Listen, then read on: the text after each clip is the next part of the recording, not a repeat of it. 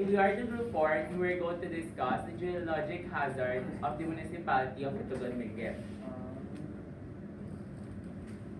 Itogon is the first-class municipality and located in the province of the Benguet in the Cordillera Administrative Region, or CER. Generally, there are two major routes to take Itogon to Benguet. If you'll be traveling by a private vehicle, you can take the NLEX route. Meanwhile, if you'll be commuting, you can take LRT and ride bus from Roosevelt Station. The terrain of Itogon is generally mountainous and occupies 50,000 hectares, the total land area of the province of Itogon. And here's B for the regional tectonic settings. Regional tectonic settings. Generally, the Philippines itself is a complex area with terrains composed of various different rock types. Additionally, it is located in the place where the three plates interact: the Philippine plate, the Eurasian plate, and the Pacific plate. Furthermore, it lies in the convergence zone of two zones of subduction, where the Manila Trench deep to the east and the Philippine Trench deep to the west. Meanwhile, as for the study area, which is Itogon Benguet, there are two faults that are proximity close to the area, which includes the Tibo Fault, which is the closest, and the Tubao Fault, which runs the border of the province. There are also evidence of trends in the area attributed to history of intrusion, uplifts, and regional stresses. Meanwhile, there are no volcanic belts in the study area. Let's move on to the general geologic setting of Itogon, Benguet.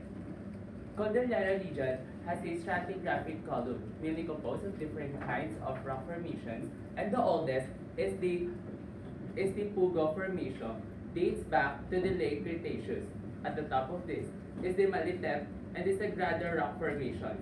Next is the Central Cordillera Diorite Complex that is intruded by an unconformable overlying sequence of rocks that is the Zigzag Formation.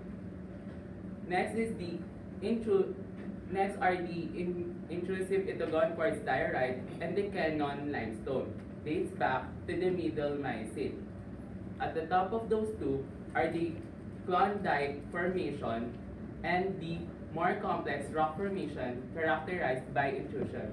It is composed of Mirador limestone, Baguio Formation, Black Mountain quartz diorite, Balakbak andesite, Pleistocene, recent volcanic centers either overlies or intruded older rocks. Now let's move on to the geologic hazards assessment of the municipality.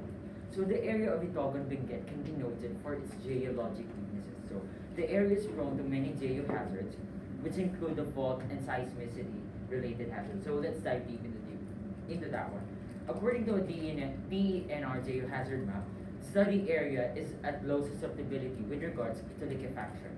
Meanwhile, with regards to ground shaking, it is prone to destructive, up to very destructive ground shaking, which can be largely attributed to the presence of faults, which include the Tibo Fault and the Tubao Fault, as well as the occurrences of earthquakes within the surrounding area.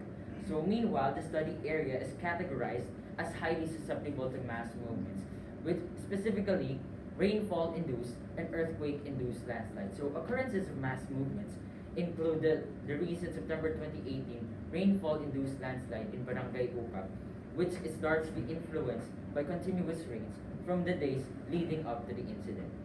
So as for the volcanic hazard, the nearest volcano in the study area is Mount Santo Tomas, which according to FIVOLT is inactive. So due to the lack of volcanic belts and the absence of active volcanoes, we can conclude that there are no volcanic hazards in Itogon Benguet.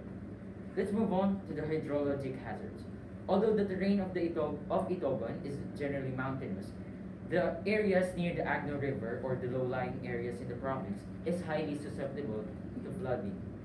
Subsidence is also possible in the areas as there are occurrences of piping gully, which is a form of underground erosion, largely influenced by penetrating rainwater, which enters within natural openings and man-made tunnels, which ripens the area for subsidence. Subsidence is also possible in the area as there are occurrences of piping gully, which is a form of underground erosion largely influenced by penetrating rainwater, which enters through natural openings and man-made tunnels, which ripens the area for the development of sinkholes.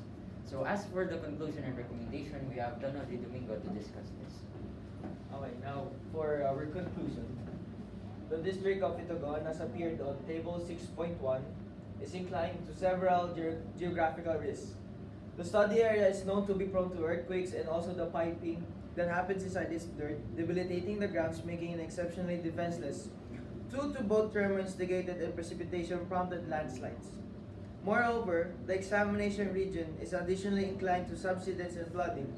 There are no known volcanic dangers in beachfront pairs in the investigation zone because of the absence of dynamic volcanoes and coast. And for our recommendation, the territory can be noted for geologic weakness impacted by the destruction that the catastrophic 1990 Luzon earthquake caused. Hence, avoidance is prescribed as the most ideal approach to relieve the risk of the territory since the constant fix because of the harms caused by the geologic perils exceed expenses for relocation. It is considerably more sheltered and substantially more down-to-earth in grade a no-build strategy to the areas in Itogon that are exceptionally vulnerable to geologic perils. Henceforth, development of offices and working of living arrangements and should just be in territories wherein these dangers are eradicated or as it low vulnerability at most for the well-being of the general population and to build up a steady long-haul area reforms and urbanization. So that concludes our presentation. Thank you for listening. Makakain na.